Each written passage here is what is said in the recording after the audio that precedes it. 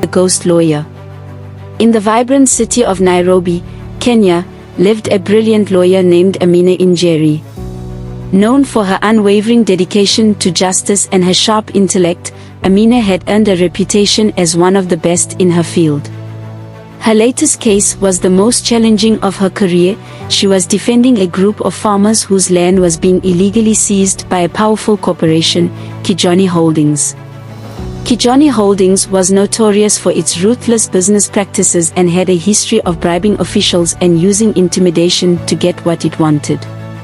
The CEO, Maxwell Mwangangi, was determined to win at any cost, seeing Amina as the only obstacle in his way. Despite numerous threats, Amina pressed on, believing that justice would prevail.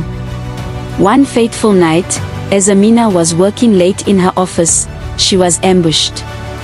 Two masked men broke in, and in the ensuing struggle, she was fatally wounded.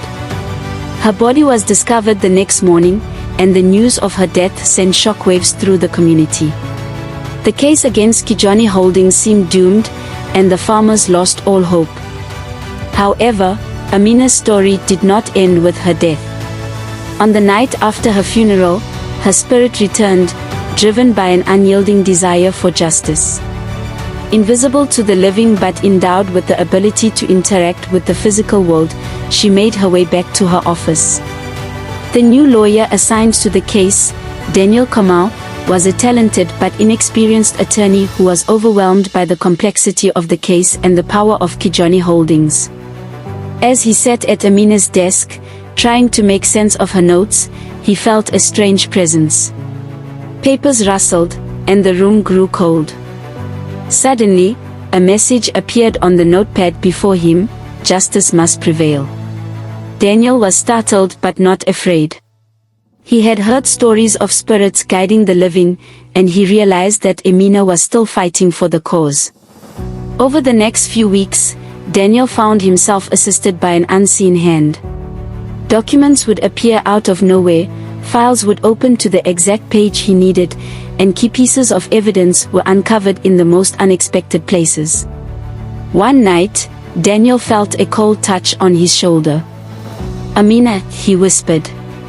A ghostly figure appeared before him, her eyes filled with determination. "We must win this case, Daniel. They cannot get away with this." With Amina's spirit guiding him, Daniel became more confident and prepared. The trial was intense, with Kijani Holdings using every trick in the book to discredit the farmers and undermine the case. But Daniel, with Amina's spectral assistance, countered every move.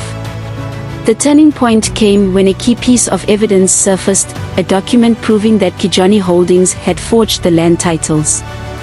This document had been hidden away, but Amina's spirit led Daniel to it, guiding his hands to the right file in a dusty old archive. In court, Daniel presented the evidence with a newfound resolve. The room fell silent as the judge examined the document, and the expressions on the faces of Kijani Holdings lawyers turned to shock. The tide had turned. The judge ruled in favor of the farmers, declaring the land titles void and condemning Kijani Holdings for their illegal activities. The farmers erupted in cheers, their faith in justice restored. As the courtroom cleared, Daniel felt a warmth envelop him. Amina's spirit appeared one last time, a serene smile on her face. "Thank you, Daniel. Justice has been served." With that, Amina's spirit faded, finally at peace.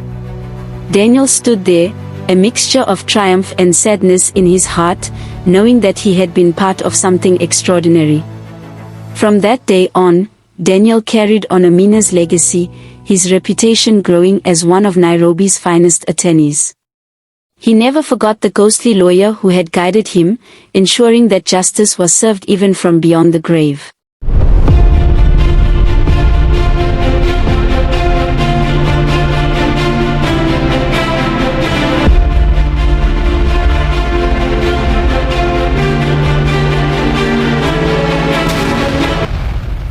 Welcome to G Stories Africa, a home of captivating stories.